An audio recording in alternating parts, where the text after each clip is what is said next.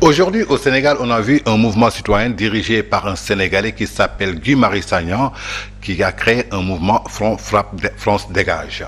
Aujourd'hui, en tant qu'un Sénégalais d'origine française qui évolue en France dans le domaine de la politique, quel enjeu peut jouer ce mouvement entre les deux relations diplomatiques des deux pays, entre la coopération qui existe entre la France et le Sénégal, entre le Sénégal et la France, le Sénégal qui a été colonisé par la France?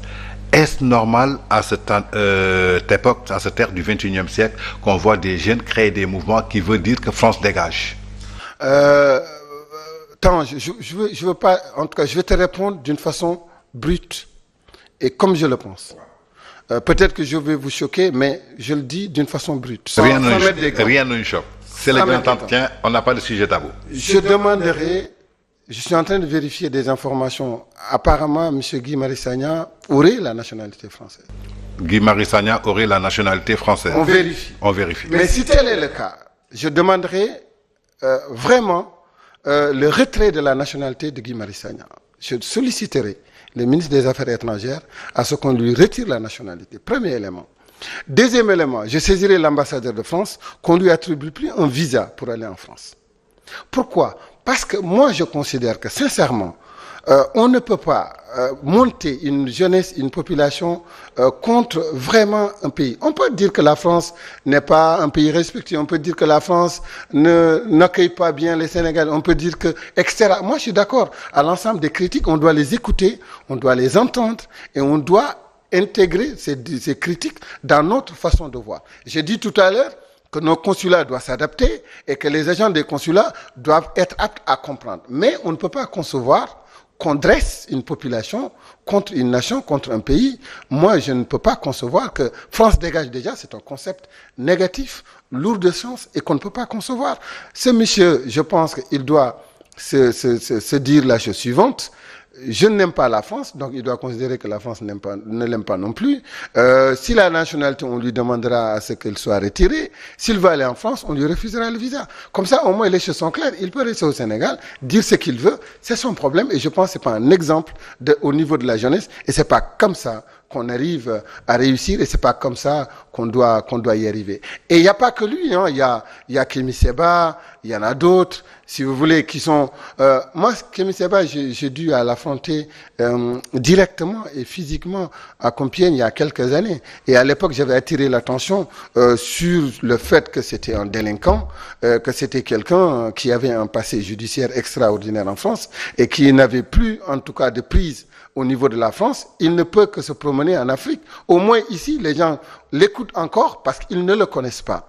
Donc, je pense qu'en dehors de ces liens avec l'Iran, qui est démontré et qui est très grave, et je pense que ces gens-là n'arrangent pas, en tout cas, la vision que les jeunes doivent avoir de l'Occident. Ils sont là plutôt par leurs intérêts crypto-personnels, mais ils ne croient en rien. Ce qu'ils défendent, c'est tout simplement marchands d'illusions et de marchands de sable.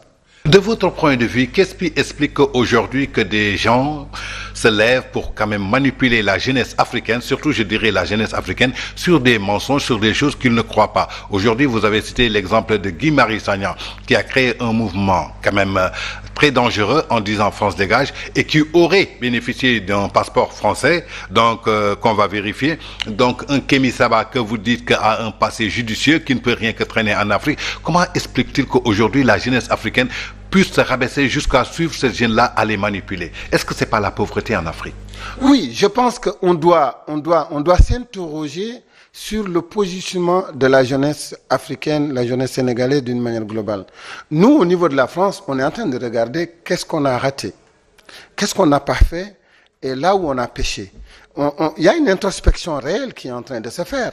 Parce que nous, ce qui nous intéresse, c'est de se réconcilier avec la jeunesse. Parce que si on crée cette réconciliation, on ne laissera pas de porte où justement ces laudateurs pourront entrer et pouvoir justement s'aimer la diversion, mais aussi la manipulation. Donc, quelque part, la France est en train de travailler et je pense que dans les mois et les années à venir, on va revisiter complètement la relation qu'on va établir avec ces pays et surtout le lien que nos entrepreneurs et que nos forces économiques doivent apporter comme soutien, comme accompagnement, comme encadrement à cette jeunesse-là. Donc, je dirais tout simplement, cette jeunesse, elle n'a qu'à rester raison gardée, avec beaucoup de retenue, que ces gens qui sont en train d'écouter ne sont que des manipulateurs et des vendeurs de sable, ne sont pas du tout là pour leurs intérêts, et qu'effectivement, la France, on n'est pas des nombrilistes, on n'est pas des gens qui pensons qu'on est bon et qu'on a tout compris. Non, on a entendu un certain nombre de messages de la jeunesse africaine, on est prêt à l'intégrer et il y a des discussions qui sont en train de se faire et qu'ils n'ont qu'à vraiment nous croire que la France va réviser ses positions et que dans les mois et les années à venir, surtout le président Emmanuel Macron va lancer un signal fort en destination de la jeunesse africaine et sénégalaise pour que le partenariat et la confiance puissent se recréer.